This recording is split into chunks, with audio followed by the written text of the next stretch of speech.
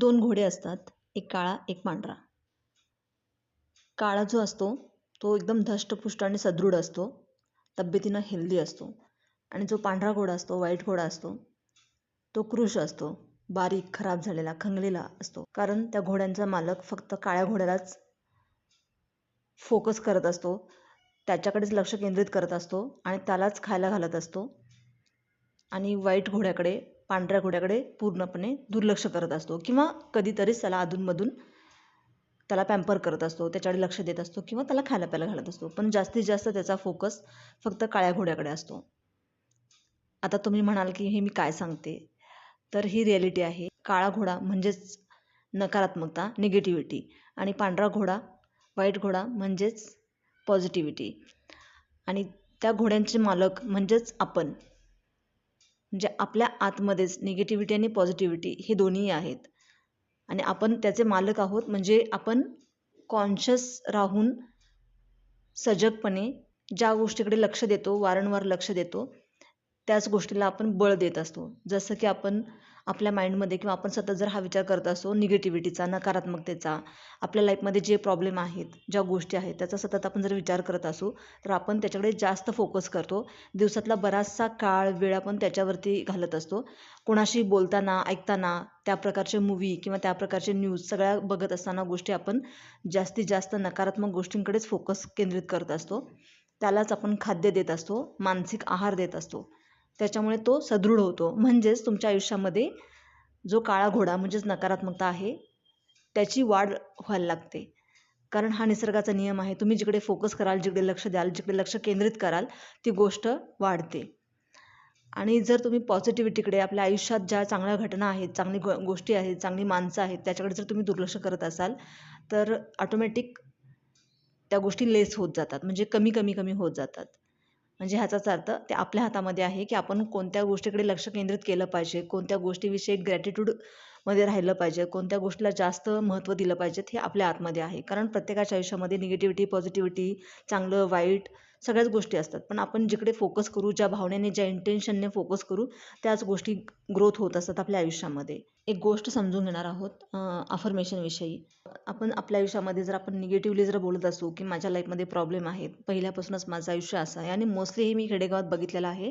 खेडेगावातल्या ज्या त्रासलेल्या बायका असतात संसाराला किंवा कामाला किंवा कुठल्याही गोष्टींसाठी, त्यांच्या आयुष्यामध्ये एवढे प्रॉब्लेम्स असायचे, तर ते त्या अनुषंगाने त्या बायका म्हणायच्या की माझ्या आयुष्यात साडेसाती आहे, प्रॉब्लेम आहेत. त्यांच्या त्यांच्या भाषेमध्ये, त्यांच्या बोलीभाषेमध्ये त्या बोलायच्या की माझ्या आयुष्याचं वाटोळं झालं आहे वगैरे ह्या टाईपच्या. आणि सतत त्याच प्रकारचं बोलणं असल्यामुळे, तसं माइंडसेट असल्यामुळे, तसेच विचार असल्यामुळे आणि सतत त्याच गोष्टींचं, त्याच वाक्यांचा सतत वापर होत असल्यामुळे त्यांच्या आयुष्य त्याप्रमाणेच क्रिएट होत असतं. कारण तुम्हाला तर माहितीच आहे, मी तुम्हाला सांगितलेलंच आहे आधी पण, की आपण, कारण आपले विचारच आपल्या आयुष्याला नियंत्रित करत असतात. आपल्या विचारांचाच प्रभाव आपल्या आयुष्यावरती पडत असतो. म्हणूनच आपले विचार आपलं आयुष्य घडवत असतात. जर मग आपण आयुष्यभर, इतक्या वर्षापर्यंत जर आपण आयुष्यभर ह्याच गोष्टी बोलत असू की माझं लाईफ किती खराब आहे किंवा मी किती दुःखी आहे, माझ्या आयुष्यामध्ये किती प्रॉब्लेम आहेत, नाती माझे किती चुकीचे आहेत, किंवा माझ्या आयुष्यामध्ये पैशाची कशी कमतरता आहे, माझ्या आयुष्यात कसं काही चांगलं नाही आहे, मला लोक कशी फसवतात, किंवा मला आपल्या बाबत जे काही आपण निगेटिव्हली बोलतो ना, तर त्याप्रमाणेच आपलं आयुष्य कालांतराने घडत जातं, त्याप्रमाणेच आपल्या आयुष्यावरती प्रभाव पडत असतो. त्यामुळे आपण जी ही नकारात्मक वाक्य वापरतो, ती आपल्याला वाक्य बदलायला हवीत. ह्या वाक्यांऐवजी आपण पॉझिटिव्ह, सकारात्मक, जशी आपल्याला घडायला पाहिजे आपल्या आयुष्यात, तशा प्रकारची वाक्य आपण विचारात आणली पाहिजेत किंवा अंमलात आणली पाहिजे, यूज केली पाहिजेत. त्यालाच आपण अफर्मेशन असं म्हणतो. अफर्मेशन म्हणजे काय? अफर्मेशन म्हणजे पॉझिटिव्ह स्टेटमेंट असतं, सकारात्मक वाक्य जे आपण तयार करायचं असतं किंवा आपल्या डेली रुटीनमध्ये त्या गोष्टी असतात. अफर्मेशन कसं काम करतं? आपलं मन जे सतत वारंवार ऐकतं ते खरं म्हणायलाच लागतं. म्हणून जेव्हा तुम्ही रोज अफर्मेशन म्हणता किंवा सकारात्मक वाक्य म्हणता किंवा कोणतंही वाक्य म्हणता जे नकारात्मक असेल किंवा सकारात्मक असेल, ते तुमच्या आयुष्यावरती त्याचा प्रभाव पडतो. त्यामुळेच त्या गोष्टी फार लवकर आपण बदलायला हव्यात. तुम्ही अफर्मेशन म्हणता तेव्हा काय घडतं असं? म्हणजे ते अफर्मेशनमुळे आपल्या आतले निगेटिव्ह विचार असतील ते कमी होतात, आत्मविश्वास वाढतो आपला आणि ताण पण कमी व्हायला लागतो आणि आपलं ध्येय पूर्ण करण्यासाठी जे वातावरण लागतं ते आपल्याला पोषक वातावरण तयार होतं. अफर्मेशन कधी आणि कसं करायचं? तर सकाळी उठल्यावर आणि रात्री झोपण्यापूर्वी.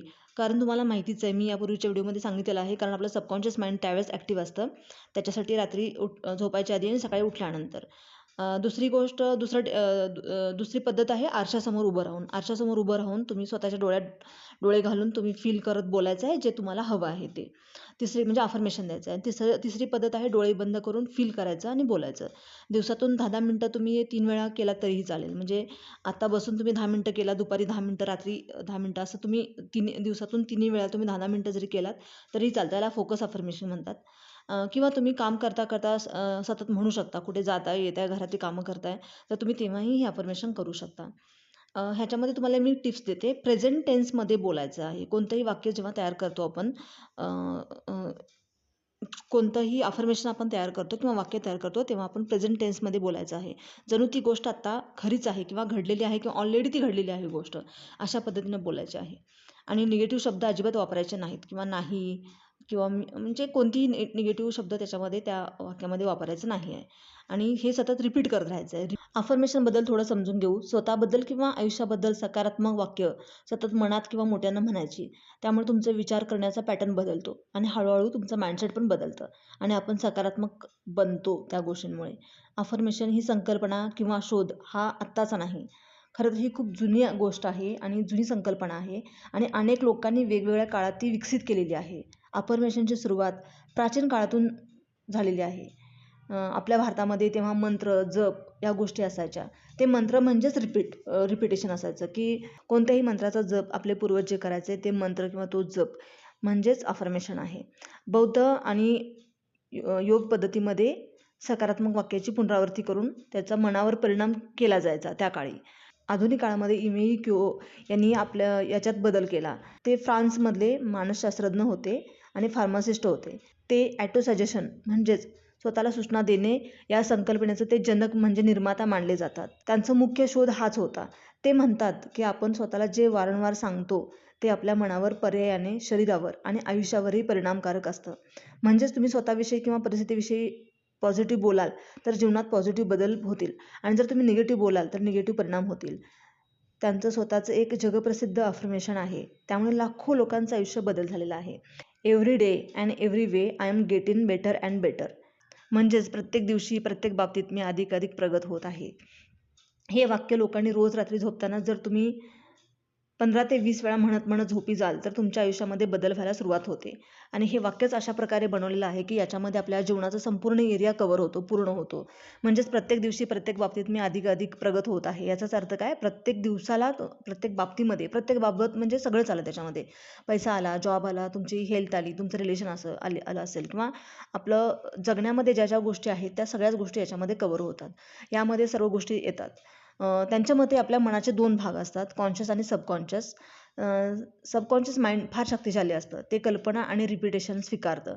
म्हणजे तुम्ही जे जे रिपीट करता ना तुमच्या सबकॉन्शियस माइंडमध्ये ते जाऊन बसतं आणि त्याच्यावरूनच तुमचं वर्तणूक आणि रिॲलिटी बनते.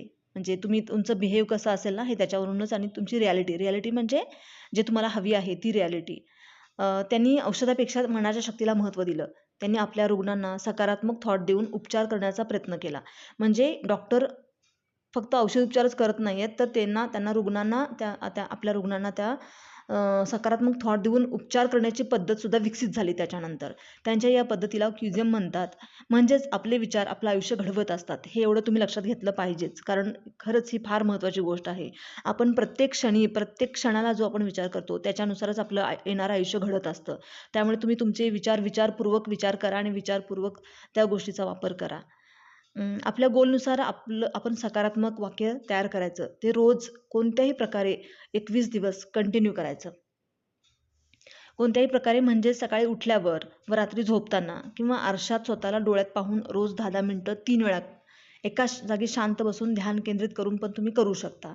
म्हणजेच तुम्ही दिवसातून 3 वेळा ते करायचं आहे. फोकस अफर्मेशन तुम्ही एका जागी बसून दिवसातून 3 वेळा 10-10 मिनिटाचा सेट तुम्ही करायचा आहे.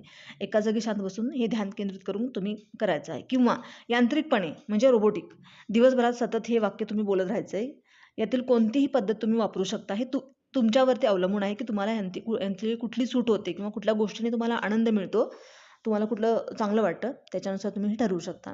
याने काय होतं तर तुमचं सबकॉन्शियस माइंड ते सकारात्मक वाक्य स्वीकारतं आणि त्या वाक्याने तुमचं माइंड सॅच्युरेट होतं, म्हणजे पूर्णपणे त्याच्यामध्ये ते सॅच्युरेट होऊन जातं, भिजून जातं आणि 21 दिवसामध्ये हळूहळू त्याप्रमाणे तुमची रिॲलिटी बदलायला लागते. उदाहरण जर द्यायचं झालं तर तुम्हाला जॉब हवी आहे असं समजा. त्यानुसार तुम्ही एक अफर्मेशन तयार करायचं की मला बँकेत जॉब मिळालेली आहे किंवा मला ही टीचरची जॉब मिळाली आहे. हे वाक्य सतत जेव्हा तुम्ही म्हणत राहाल ना, तुमच्या माइंडचं पॅटर्न बदलतं. तुमचं माइंड रिप्रोग्राम व्हायला लागतं आणि यापूर्वीचे तुमचे जे आधीचे जे डॉमिनेटिंग विचार होते ना, थॉट होते ना जुने, की जॉब मिळणं मुश्किल आहे, हल्ली जॉब मिळत नाही आहेत. याऐवजी आता तुमचं सकारात्मक वाक्य हे मला अगदी सहजपणे टीचरची जॉब मिळाली आहे. आणि या वाक्याला जेव्हा तुम्ही डॉमिनेट कराल, डॉमिनेट करणं म्हणजे काय की तुम्ही सतत एक प्रकारचाच अतिविचार करता, की आतापर्यंत तुमचे विचार काय असायचे की मला जॉब मिळणार नाही किंवा जॉब मिळणं मुश्किल आहे किंवा हल्ली जॉब मिळत नाहीत, हल्ली चांगली जॉब मिळत नाही, चांगला पगार मिळत नाही आहे किंवा खूप लोक इतके शिकलेले आहेत पण त्यांना हवी तशी जॉब मिळत नाही आहे वगैरे. जे काही तुम्ही डॉमिनेट केलेलं आहे तुम्हाला परिस्थितीने असेल, आजूबाजूच्या लोकांनी असेल, सोशल मीडियामधनं असेल, तुमचे स्वतःचे वैयक्तिक विचार असतील, तुम्हाला काही अनुभव आले असतील तर त्याच्यावरून तुमचं डॉमिनेटिंग ती थॉट बनलेले असतात. तर त्या थॉटना तुम्ही डॉमिनेट केलेलं असतं. तर तुम्ही आता एक सकारात्मक वाक्य घ्यायचं आहे की मला ऑलरेडी ही जॉब मिळालेली आहे आणि जेव्हा ह्या विचाराला, ह्या वाक्याला तुम्ही जेव्हा डॉमिनेट करता म्हणजे हेच पक्क करता आणि हेच अफर्म करता तुम्ही की हेच खरं आहे, तेव्हा तुमची रिॲलिटी बदलायला लागते. तुम्हाला जॉबच्या संध्या यायला लागतात, तशी लोक तुमच्या संपर्कात येतात, तशा घटना घडायला लागतात. इतकं हे सिंपल आहे. पण जोपर्यंत आपल्याला हवी ती गोष्ट मिळत नाही तोपर्यंत आपण अफर्मेशन देत राहायला हवं. कारण कोणतीही गोष्ट 4 दिवसात 8 दिवसात बदलत नाही. तुम्ही स्वतःवरती काम करणं हे फार गरजेचं आहे आणि तुमचे जुने विचार जर इतके स्ट्रॉंग असतील तर त्यांना खोडीत काढून किंवा त्यांना मोडून त्याच्या जागी नवीन गोष्ट रुजवणं हे इतकं सोपं नाही आहे. तर ते रिपिटेशन हे काम फार सहजपणे करतं. म्हणून रिपीट करत राहणं, सतत सातत्याने त्या गोष्टी बोलत राहणं हे फार महत्त्वाचं आहे. आणि ह्याच्यामध्ये गोल्डन रूल हेच आहेत की रिपीट रिपीट रिपीट, म्हणजे सातत्याने तुम्ही फक्त म्हणत राहायचं आहे अफर्मेशन. डाऊट आला तरी टिकून राहायचं आहे, मध्ये सोडायचं नाही आहे आणि विश्वास ठेवायचा आहे. ॲटो सजेशन असंच काम करतं, कारण आपलं सबकॉन्शियस माइंड खूप पॉवरफुल असतं. ते लॉजिकपेक्षा रिपिटेशनवरती जास्त काम करतं आणि तीच भाषा त्याला जास्तीत जास्त लवकर कळते. म्हणून अफर्मेशन इतक्या झटपट काम करतात. पण याच्यामध्ये तुम्ही हे आधी समजून घेतलं पाहिजेत की हे कसं केलं पाहिजेत, काय केलं पाहिजे, तरच तुम्हाला याच्यामध्ये यश येतं.